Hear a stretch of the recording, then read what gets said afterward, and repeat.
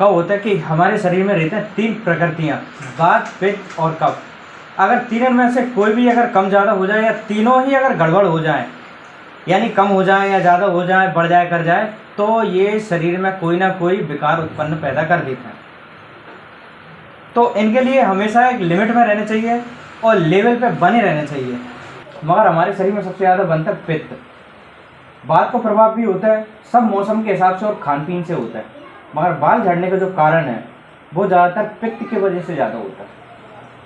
पित्त के कारण, पित्त को कैसे हो कि अपनी जितनी भी जो शरीर की कोशिकाएं हैं, जितनी भी एक एक छोटी छोटी कोशिकाएं हैं जिनमें से बाल भी उगता है, हर एक कोशिका में एक अपनी जान होता है, एक एक कोशिका जीवित होता है।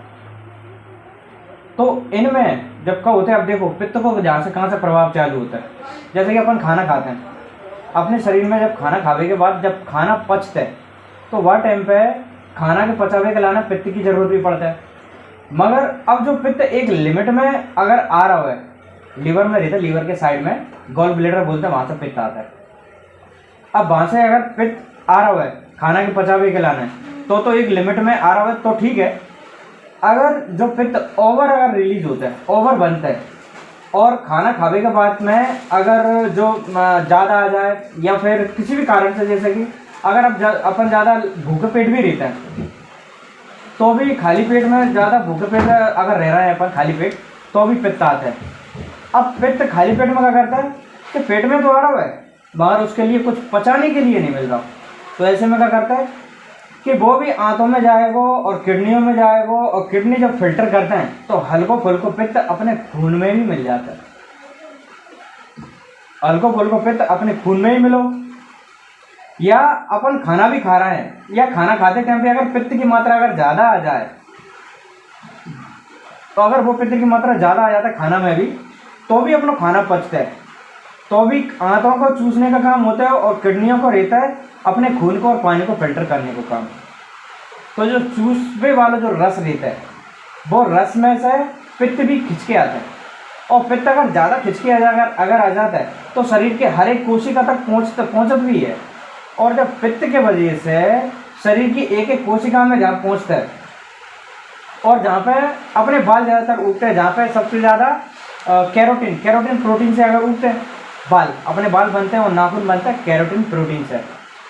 तो अगर ये बाल जहाँ पे बढ़ रहे हैं अपने बाल जगह पे अगर जो पित्त पहुँच जाता है तो उस जगह पे भी एक गर्मी बन जाता है पित्त, यानी बाल की जड़ में भी,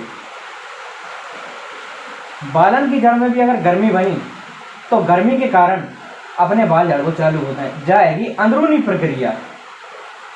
अब बाहरी प्रक्रिया कैसी कि अगर अपन ज़्यादा टेंशन करते हैं तो भी गर्मी बढ़ती है, ज़्यादा सोचत विचारत हैं तो भी गर्मी बढ़ता है, अगर अपन नींद पूरी नहीं करें तो भी गर्मी बढ़ता है। तो गर्मी के चक्कर में भी बाल झड़ना चालू होते हैं।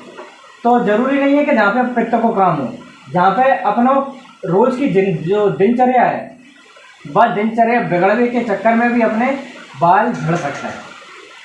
एक कारण जो है, दूसरा कारण पित्त, तीसरा कारण अगर अपन पानी भी कम पीते हैं, जैसे कि अगर अपन पानी कम पी रहे हैं तो भी अपने शरीर में पित्त ज़्यादा बन सकता है, या फिर अगर अपना डाइजेशन खराब रहा, पेट गड़बड़ी रही, अजीर्ण टाइप की शिकायत रही, तो अजीर्ण से भी अपन के पेट में और शरीर में कई तरह की बीमारियां बनता है। तो वहाँ से एक बीमारी यानी एक रोग बाल झड़ने का भी बन सकता है। अब यह रोकने कैसे है, ध्यान रखना। एक तो बार बार ओवर भोजन मत खाओ, लिमिट में भोजन खाओ पहली बात, ताकि, और दूसरों कि अपन अगर बाहर को ज़्यादा खाते हैं, ज़्यादा गरिष्ठ भोजन खाते हैं, ज़्यादा पूड़ी पकवान खाते हैं, ज़्यादा मैदे वाली चीज़ खाते हैं, ज़्यादा शक्कर वाली चीज़ खाते हैं, ज़्यादा नमक वाली चीज़ खाते हैं, इन चीज़ों से शरीर में पित्त बनता है, ये पित्त को ज़्यादा बढ़ाते हैं। और अपने शरीर में ज़्यादा पित्त बढ़ता है ना तो अपने शरीर के लाना उतना ज़्यादा नुकसान है। जरूरी नहीं है कि बाल झड़ते होंगे, पित्त से अगर ज़्यादा जिनको पित्त बनता है ना उसको धीरे धीरे करके शरीर भी खत्म होता है, यानी एक तरह की उम्र कम समझ लो। ज़्यादा पित्त जिनके शरीर में बनता है तो समझ लो वो व्यक्ति कम जीता है या फिर कम उम्र हो जाती है उसकी, ज़्यादा पित्त बनने वालों को। अब जहाँ पर पित्त के और भी लक्षण हैं, जैसे कि जैसे कि ख़त्म करना है अपन को पित्त को, तो ऐसे में अपन के लिए क्षार वाली चीज़ें लाई जाती हैं। क्षार वाली कौन कौन सी चीज़ें होता है? एक तो कड़वी, एक कसैली, और एक हल्की मीठी यानी खट मिट्टी टाइप में मंदी सी, जो कि प्रकृति से जो मिली हुई रहता है। ये चीज़ें ऐसी रहता है जो पित्त को ख़त्म करना है। और जिनके शरीर में पित्त ज़्यादा बढ़ता है उनके लिए शरीर में कई तरह की बीमारी बनते हैं, और वही में से एक कारण है बाल झड़ना। समझ गए? तो पित्त के बनने से अंदरूनी से और बाहर दोनों तरीके से बाल झड़ने को एक कारण बनता है।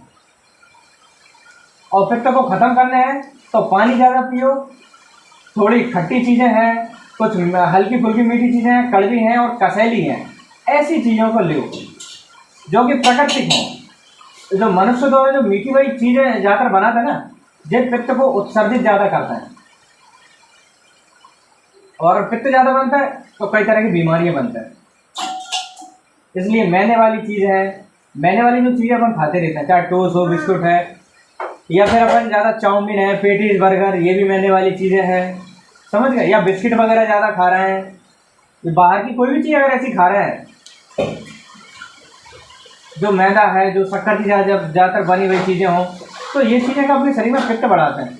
पित्त को हमेशा शरीर में कंट्रोल रखने चाहिए और थोड़ा कम से कम बने, इसलिए खाना भी लिमिट में खाने चाहिए, पानी ज़्यादा पीने चाहिए। शरीर में पित्त नहीं बढ़ेगा तो बीमारियां भी नहीं होगी और बाल भी ना के बराबर झड़ेंगे। और अगर वैसे भी अगर तुम कंट्रोल कर लोगे ना, तो आगे चल के कुछ दिनों में, कुछ महीनों में, दिनों में तो नहीं, कुछ महीनों में तुम्हें अपने आप में शरीर में भी और बालों में बहुत अंतर आ जाएगा। तो ये पूरी प्रक्रिया होता है बाल झड़ने की।